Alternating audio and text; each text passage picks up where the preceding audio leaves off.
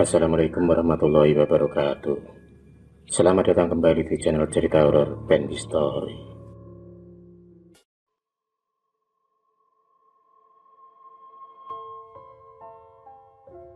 Januari 2010 merupakan hari paling bersejarah di hidup Eva.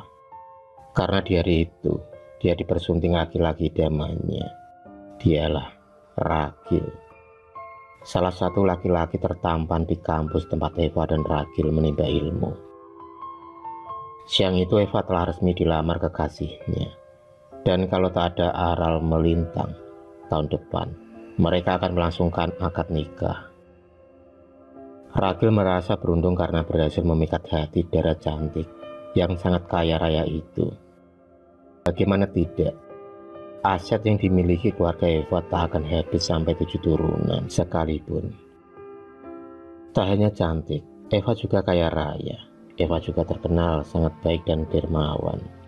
Itu terbukti dengan banyaknya panti asuhan di bawah naungan Eva. Eva sendiri adalah anak ketiga dari pasangan suami istri, Pak Tommy dan Bu Heni.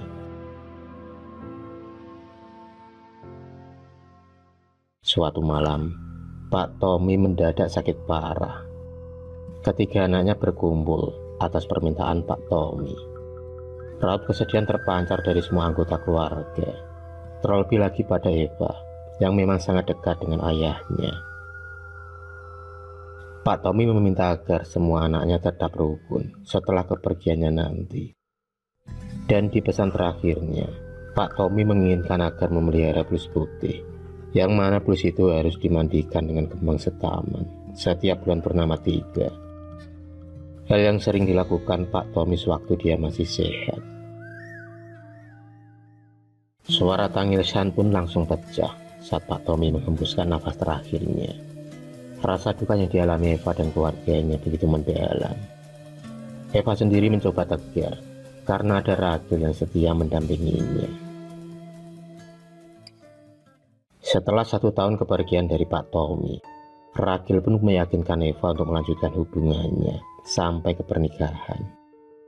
Hal itu pun kemudian disambut baik oleh Bu Heni selaku ibu kandung Eva. Pihak keluarga sudah sepakat kalau Eva meneruskan perusahaan almarhum Pak Tommy, karena kedua kakaknya sudah diwarisi harta sesuai haknya masing-masing. Pernikahan pun berlangsung sangat meriah, ditambah lagi Eva dan Ragil yang tampak begitu serasi. Setelah menikah, Eva tinggal di rumahnya sendiri. Pernikahan mereka sangat bahagia. Hingga di bulan ketiga pernikahan, Ragil memboyong ibunya untuk tinggal satu rumah. Keputusan itu pun disetujui oleh Eva, karena di samping ibu Ragil yang sudah tua, dia juga tinggal sendirian di rumahnya.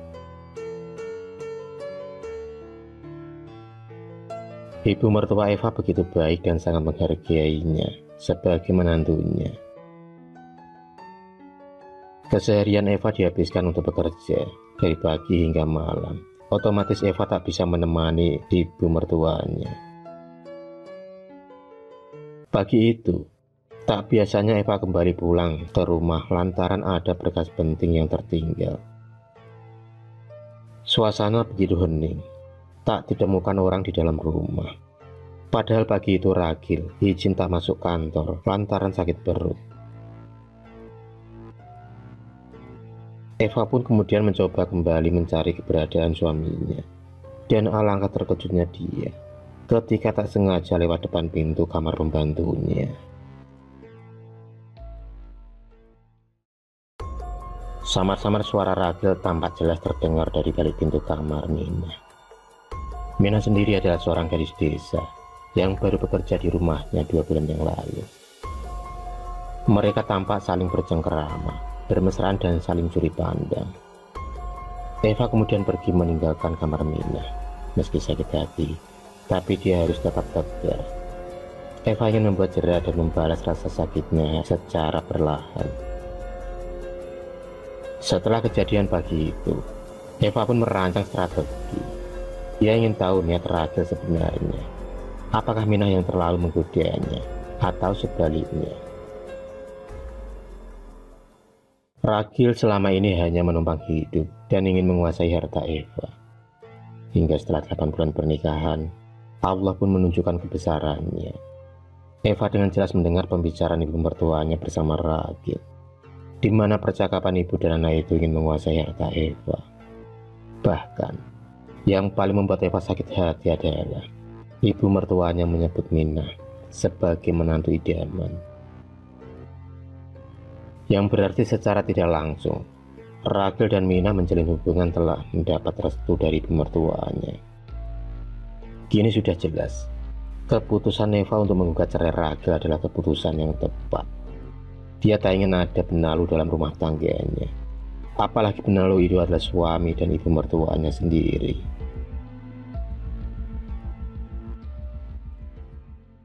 Setelah 1 tahun perceraian itu, Eva sering bermimpi buruk. Bulus putih peliharaan ayahnya tiba-tiba berubah menjadi seorang putri cantik. Dan di dalam mimpinya, almarhum Pak Tommy disiksa dan juga dijadikan tawanan oleh Ratu Bulus putih tersebut. Terlihat Pak Tommy menangis meratapi nasibnya. Dia berusaha melepaskan ikatan yang menjerat tangan dan kakinya. Tapi semua itu sia-sia belaka. Semakin Pak Tommy berontak, rantai-rantai itu malah semakin kuat melilit tubuhnya.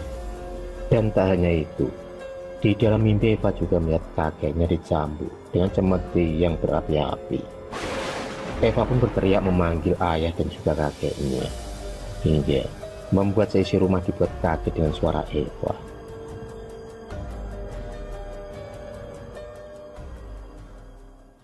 Eva pun kemudian dibangunkan oleh ibunya yang kebetulan menginap di rumahnya. Eva pun menceritakan mimpi buruknya itu kepada Bu Heni. Sejenak Bu Heni termenung, meresapi mimpi anaknya tersebut. Dia kemudian mengambil air dan juga kembang setaman guna memandikan Bulus putih peliharaan Pak Tommy. Di sisi lain, Rachel merasakan kesengsaraan hidup bersama Mina. Fasilitas kemewahan yang dulu pernah dirasakan saat bersama mantan istrinya kini terbanding terbalik. Jangankan mobil, motor saja Rachel tak punya.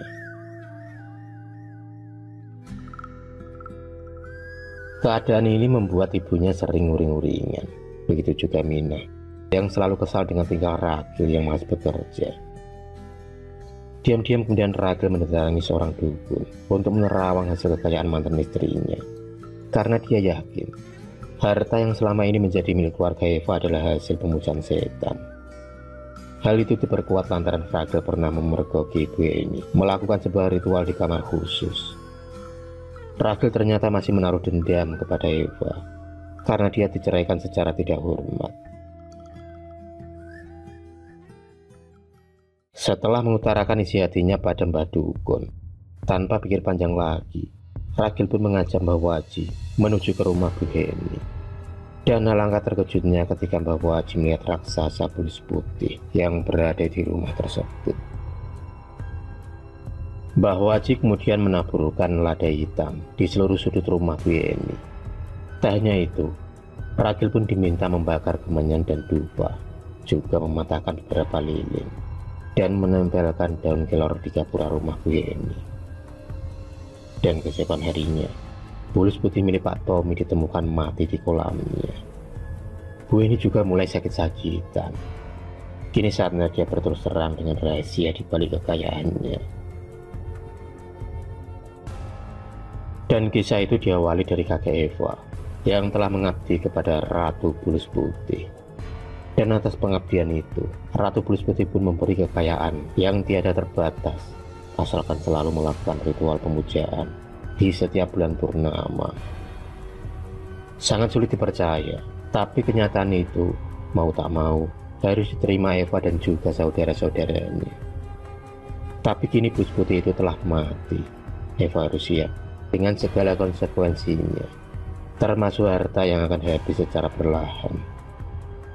Dan itu ternyata benar adanya. Aset pun turun secara drastis dan hutang pun di mana-mana.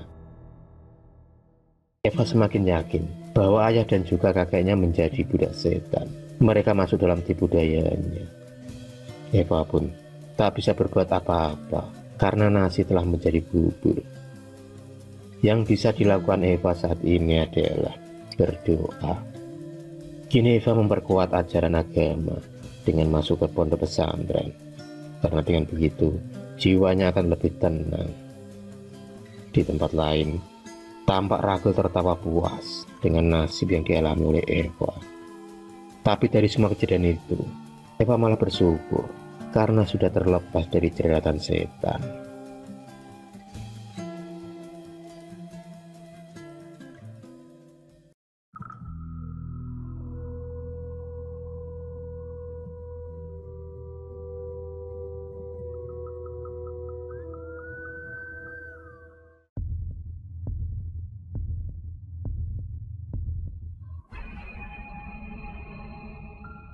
Terima kasih sudah menonton video cerita bergambar ini. Klik subscribe untuk terus mendapatkan video-video cerita bergambar selanjutnya. Semangat berkarya.